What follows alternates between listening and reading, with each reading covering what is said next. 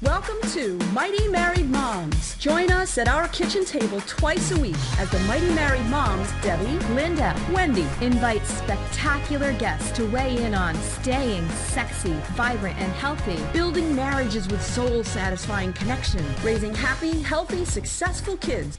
Conversations with Mighty Married Moms will bring you closer to the life you really want. Episode 126. Today's show is brought to you by Deborah C. Owen, Family and Life Coach at YouCanRaiseGreatKids.com.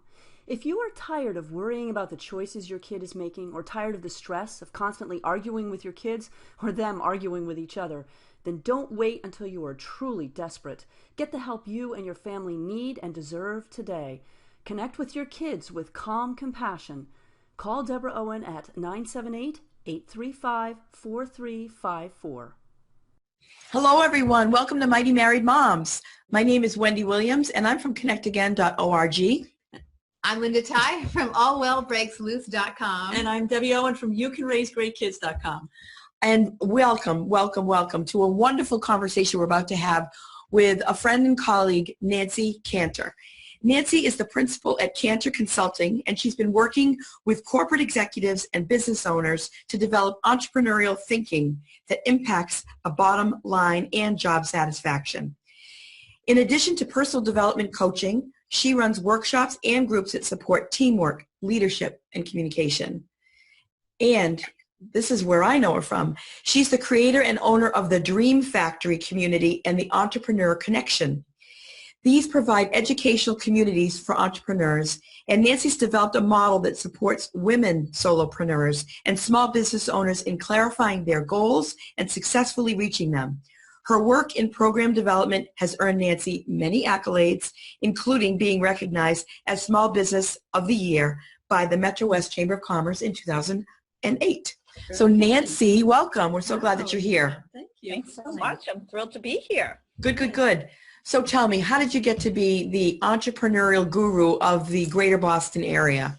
Oh, I love when you talk to me that way. It makes it special. Yes. Well, as with any journey, it always starts at the beginning. So originally, in terms of my career path, I was a special education teacher. Really? Yes. And I specialized in working with kids that were not successful in the mainstream for a variety of reasons. And most of my work, the bulk of my work, was in the junior high and high school area.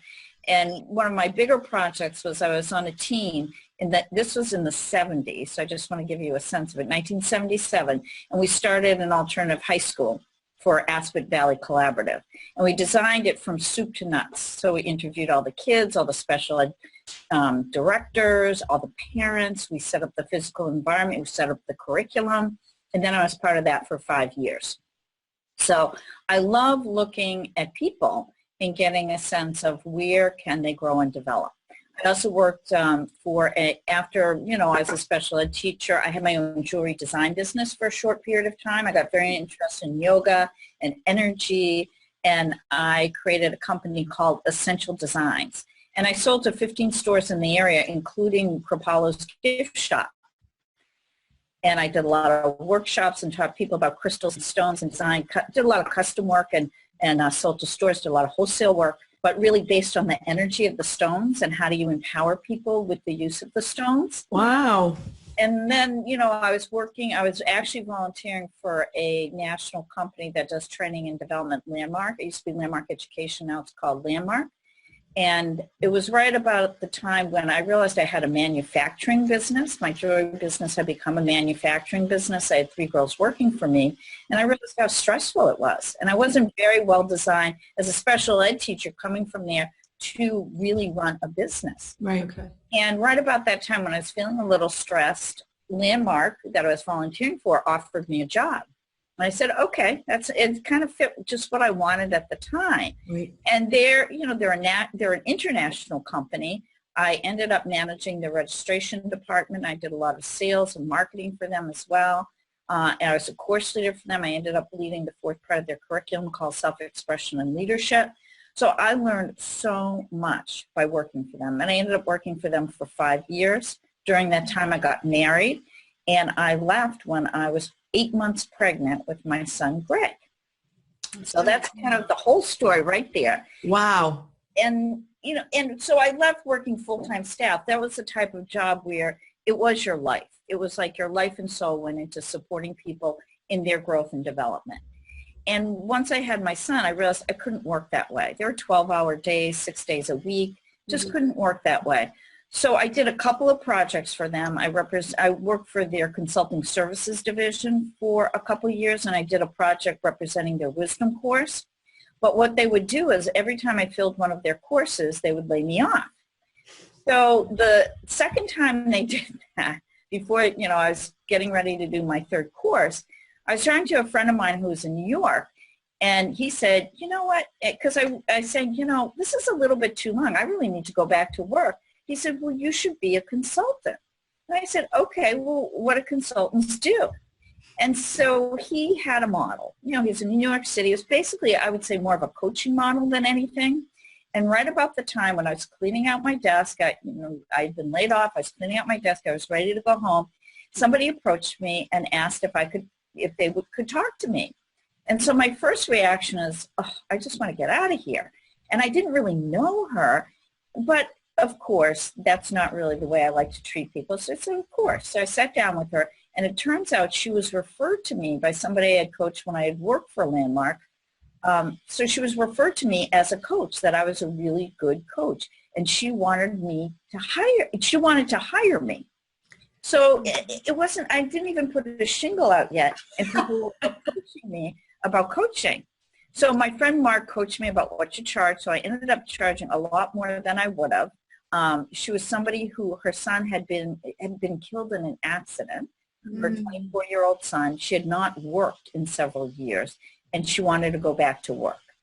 So I ended up working with her for 6 months to get her sorted out, getting her on the right track. And she ended up getting a wonderful job in Washington. She moved to a house that overlooked the Sound, Puget Sound, I think, in Washington. She did really, really well. But it was like after she hired me, I started working with her. I realized, ooh, I really like this. This is exciting.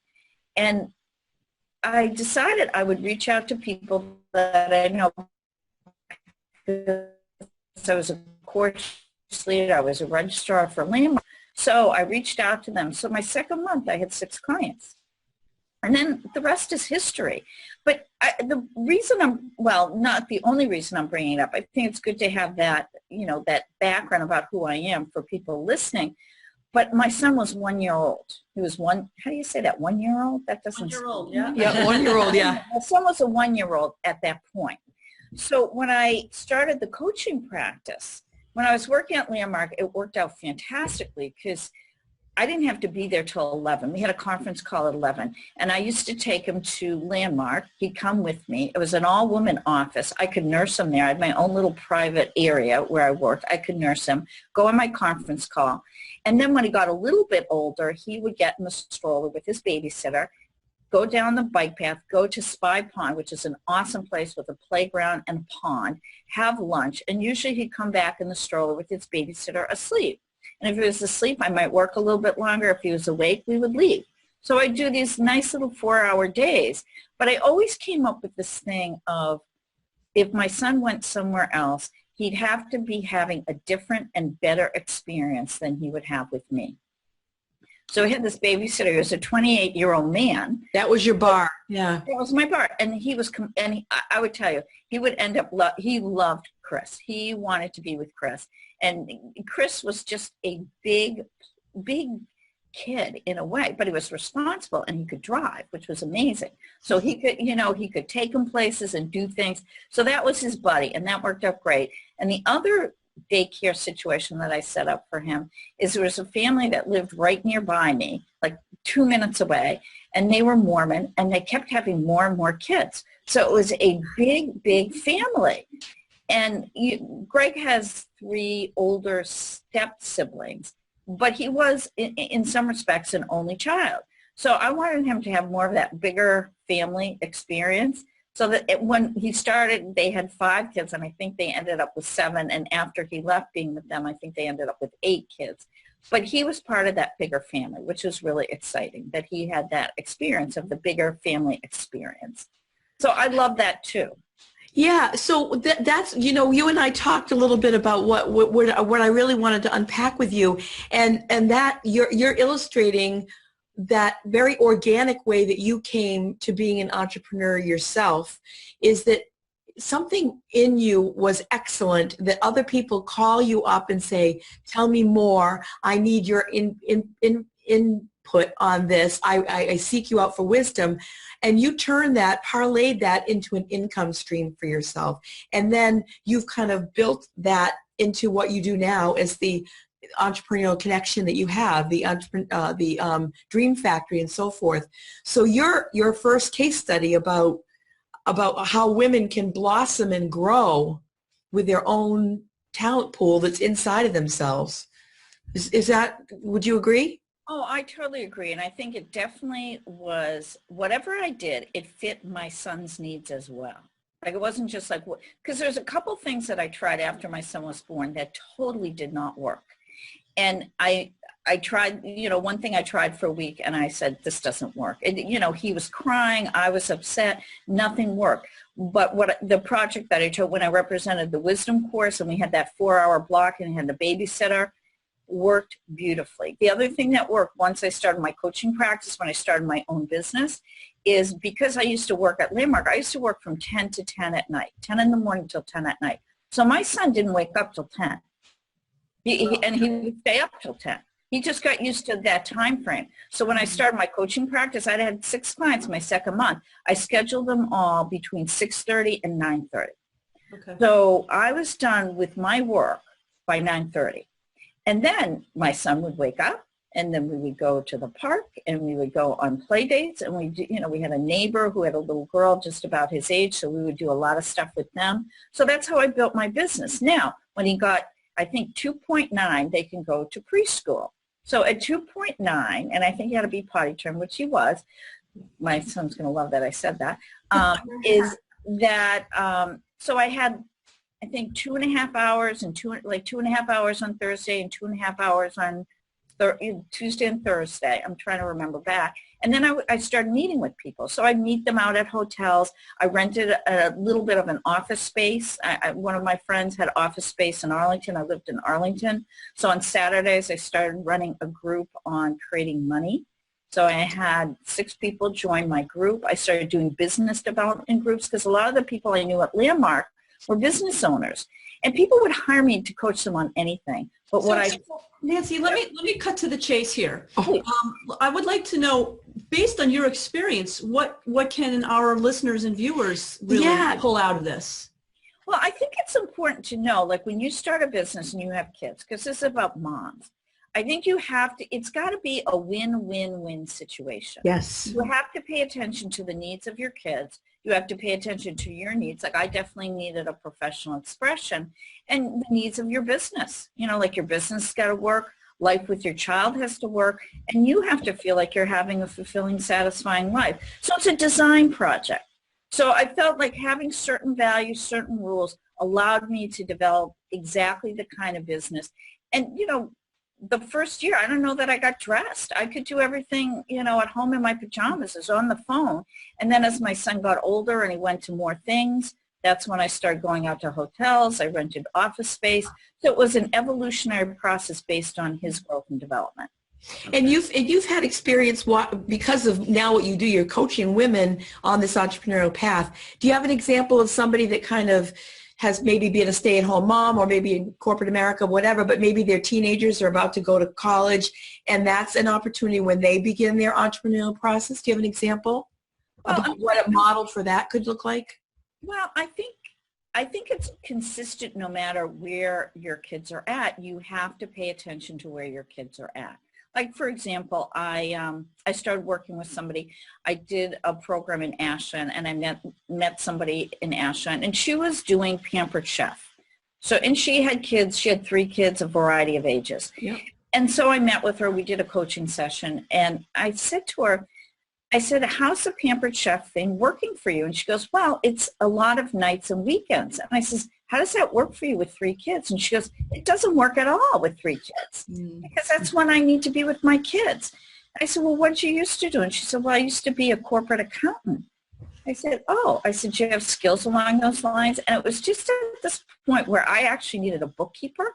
So I ended up hiring her as my bookkeeper. So since then, she's developed a consulting business, sort of organizing and bookkeeping. Yes, maybe about 6 clients. She's managed it. And since then, her mom's moved into her home. There's so many issues that women deal with. I think you have to build something that really fits the needs of your kids, needs that, I went through 4 years with my mom from the time she was 84 till she was 88. And sometimes you just have to let go of certain things in your business because it just doesn't fit for what your commitments are personally. And I think that's what women have to get good at. And then how do you put enough energy into your business so you can keep it going? Yeah, I bet that's a particular challenge. One thing, I came to the entrepreneurial spirit myself in my 50s. Do you have an inspiring story to talk about somebody who's been kind of like in corporate America or kind of traveling along a particular path and then sort of woke up to this, this is a burning desire that needs to see the light of day before I go? Of course. So one of my members, her name is Deborah Strafus, and she is she's a business manager for Paul Flaherty Heating and Plumbing. And I met her through the chamber, and I invited her to one of my Dream Factory. I have luncheons. I have a lot of events. And I invited her to one of my Dream Factory luncheon events. She didn't realize it was a Dream Factory. She thought it was a chamber event because I do a lot of programs for the chamber. So she came, and it was during that time that she realized she had just raised 5 kids. 4 of them were daughters. She worked at a plumbing company, and she was trying to be creative within the plumbing company. And the plumbers were really not that interested. I can see that. So it started in her participation in the Dream Factory. It became her quest as to what is her self-expression. She had put so much energy into her business, running a business, and being a mom. What was her personal self-expression? So she started, we had a conference for the Dream Factory, and she took a poetry workshop. So she started doing poetry, and amazing poetry. She's an amazing poet. And then she would do open mics for doing poetry. Really? Wow. And then her mom had Alzheimer's. And her mom was, very beginning of her 90s. So she started writing a book. We had a woman that led a writing workshop through the Dream Factory, and there were 4 or 5 of us that did this workshop. So she started writing a book of her journey through Alzheimer's with her mom. How to train caregivers and help them. Oh, wow. And from that interest, she got interested in Reiki and how Reiki can support people who have Alzheimer's and also support caregivers. And so she now is a Reiki master. She's created a crystal Reiki business.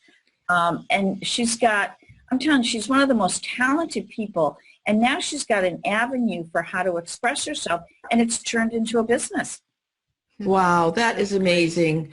I remember you also, we talked about a woman that you said out of tragedy. And maybe if we could kind of conclude with this story about the woman.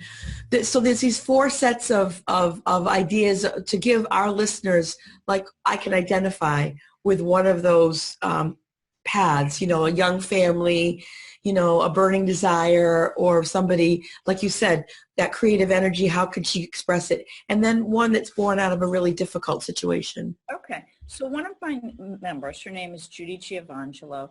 She had been a member for a couple of years. She had a yoga studio. She had closed it and was teaching out a lot of different yoga studios. And part of her reason for doing that is she had 3 teenage children. And she really wanted to put more energy and be around. As you know, if you have a location, you're gone. And you're there a lot, and you're not there when the kids get home, or maybe you're not there at night. So her commitment was to her kids. But she also wanted to do her teaching during the day, and it was working beautifully. And then she had her middle child, Benjamin, was special needs kid. A lot of, OCD, depressed, a lot of different things. And she had worked so hard on Benjamin, and he was having more and more success in the mainstream in high school, which was really such a victory for her and her whole family. Mm-hmm. And then a couple of things had happened, and the tragedy was her and her daughter came home one day, and he had hung himself in the garage. She committed suicide. It was horrible. And so in speaking with her, it was really an education for me is how do you support people through tragedy? Because it was a tragedy. But, I give all the credit to Judy. There was a place where after her grieving, and I know she's still grieving to this day, something shifted in her. And what she wanted to do is make a contribution to families and to kids who were in a similar situation. Benjamin was great, but he didn't fit into the mainstream. Right. And so she has been a spearhead in designing programs to help kids through the expressive arts, yoga, meditation, art, music, to really find themselves and express themselves in the world. She's done these concerts to remember, to support grieving families, and she created an organization in honor of Ben called benspeaks.org and has done so much work. She goes around the country. She speaks to schools. She speaks to kids. She gets standing ovations. She speaks to the heart of the matter of what kids really need and has worked to put together amazing programs to support kids. That's just finding themselves. And, it really is a story of tragedy to triumph. Yeah. Nancy, I'm impressed with how you are so selfless in this description of what you're doing, because it seems to me that you really are a midwife. You are really coaching people and bringing forth something that's really important for them. And I hear you all over saying it's about Judy, it's about this one, it's about that one. And I agree with you, but how important is the role that you play in this process and in all the education things and the development things that you have lined up for these women to come into their own, and the world is a better place because these women have uncovered this and been able to put legs on it. And I think that's exactly right, because it comes from my values that if people are empowered, if people actually get to express their unique gifts out into the world is a better place. The world needs every person who's listening. The world needs you. Absolutely. And needs what you have to give. And your work, if there's work for you to do here, is how do you design yourself and to be able to channel that beautiful energy out to the world. And that's really the crux of my work, is to clear people, get people organized. Mm-hmm. How do people do it? And how do you do it in a way that works? Exactly. And contribute something to the world. So that's really what my work is. So I have a lot of birthing stories, and and in the process I grow myself. It really is. It's a win for me. It's a win for my clients, and it's a win for the world. So that's so great.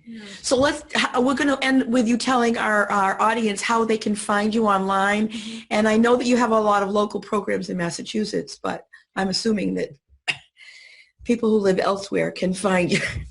Can find you. Yeah, that's right. Sorry. Find me.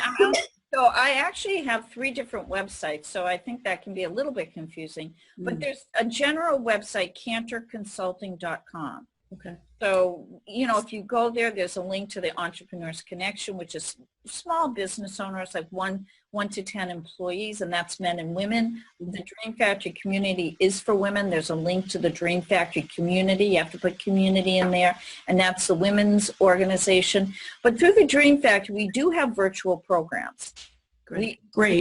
So if people just contact me, if I know enough people are interested, I can schedule. We have what's called a Chief Dream Officer training.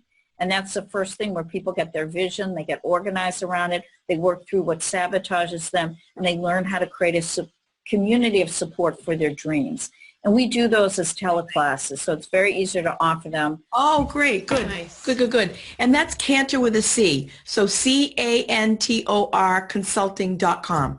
Right. And you'll see the 2 logos for those 2 programs. And I also do private coaching. So if people are inclined and they want to work with me directly, I'm more than willing to do that.